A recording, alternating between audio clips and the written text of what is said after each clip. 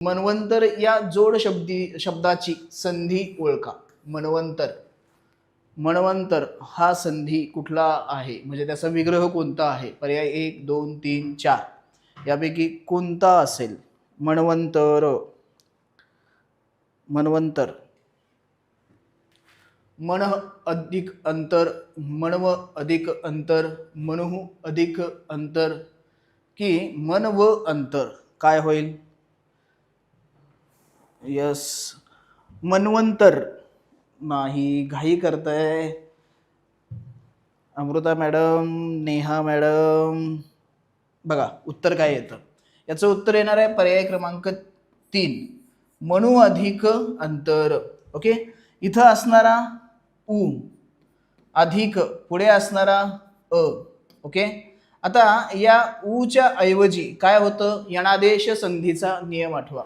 कुठला? आपला यणादेश संधी जी आहे त्या संधीचा नियम आठवा.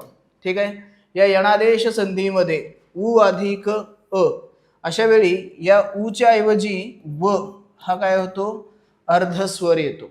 व हा अर्धस्वर येतो. ओके, अधिक अ आणि इथं असणारा जो न आहे त्यातला स्वर निघून गेला, तो काय होईल? पुढे या व मध्ये जोडला जाईल आणि मग शब्द काय तयार होणार आहे आपला?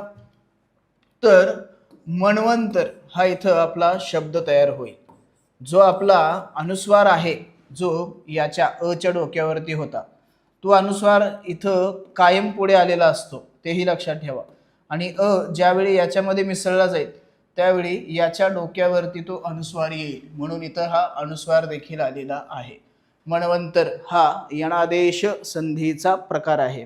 ओके, अच्छा सॉरी, इट्स ओके, काही हरकत नाही. पण पेपरच्या वेळी असा गोंधळ करायचा नाही, शांत डोक्याने विचार करायचा, ऑप्शनमध्ये बघायचं की काय होतंय आणि काय नाहीये. ठीक आहे, सो इथं न आहे, याचं पाय मोडलेलं नाही किंवा काहीच नाहीये, नुसतं न आहे, त्यामुळे इथं व अचानकपणे नाही येणार. त्यासाठी मग हा नियम लक्षात ठेवायचा. उकार म्हणजेच आपला उ असेल आणि ऊचा व होतो.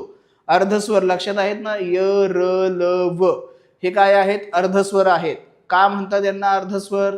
तर अशा वेळी ऊचा व होतो, ईचा य होतो, रूचा र होतो, म्हणून त्यांना अर्धस्वर असं म्हटलं जातं. हे इथं लक्षात ठेवायचं. ओके, चला, या प्रश्नाचं उत्तर असेल पर्याय क्रमांक 3.